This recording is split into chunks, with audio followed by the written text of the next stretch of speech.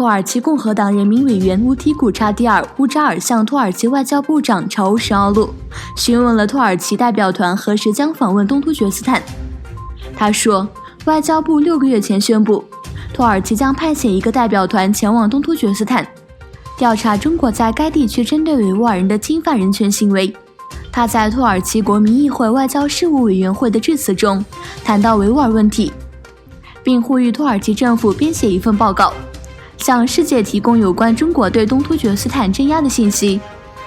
会谈中，土耳其外交部副部长克林说，土耳其外交部代表团无法完成访问的原因是北京当局提出了限制代表团访问的条件。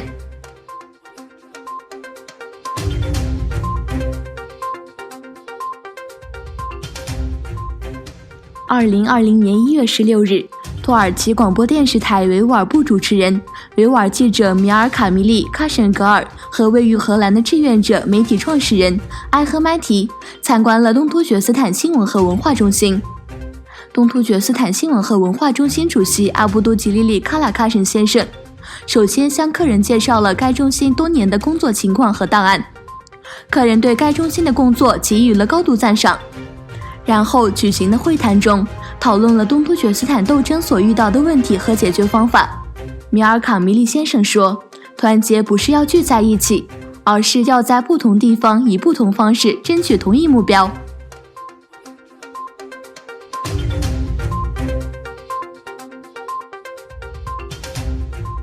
中国国家统计局在周五上午召开记者会表示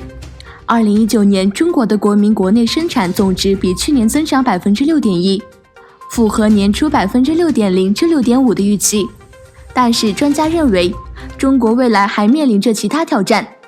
外界分析将此归咎于中国国内需求疲软和中美贸易战影响。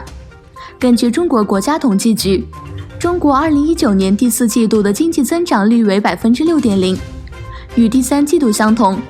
但这个数字也是近30年以来最低，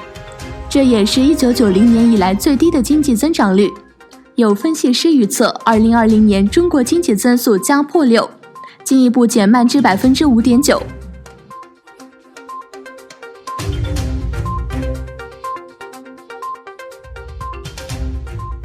一种新型冠状病毒已经在中国和其他2国国家造成2人死亡，数十人感染。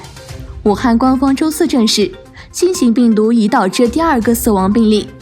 据称，一名69岁男子因多个器官衰竭不治身亡。武汉最先爆发这一新型冠状病毒疫情以来，至今为止至少已有41人感染。在泰国和日本也有此前去过武汉的2人染病。武汉卫生健康委员会周4表示，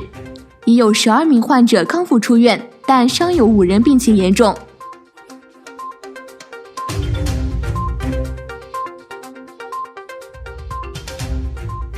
居住在德国的人口越来越多，但人口增长的速度在放慢。根据德国联邦统计局的初步统计，与2018年年底相比，2019年年底德国人口增加了大约20万人。位于魏斯巴登的德国联邦统计局周五公布消息说，去年年底德国人口达到8320万，创历史新高。据联邦统计局公布的消息，如果不是因为接纳了移民，德国从1972年就开始人口下降，因为从那时起德国的人口死亡率开始高于出生率。根据联邦统计局的估算，2019年德国有77万至79万名婴儿出生，与此同时有92万至94万人离世。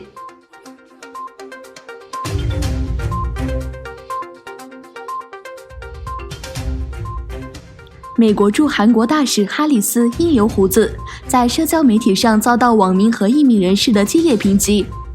这些批评的要点是，哈里斯留着小胡子，很像日本占领时期对朝鲜半岛实施铁腕统治的日本领导人。在一些南韩人眼中，哈里斯嘴上的胡子令人想起1910年到1945年的日本殖民统治时代，那个时期的日本总督督处这种款式的胡子。哈里斯是美国海军退役4星上将，曾担任太平洋司令部司令。2018年获川普任命为驻韩大使。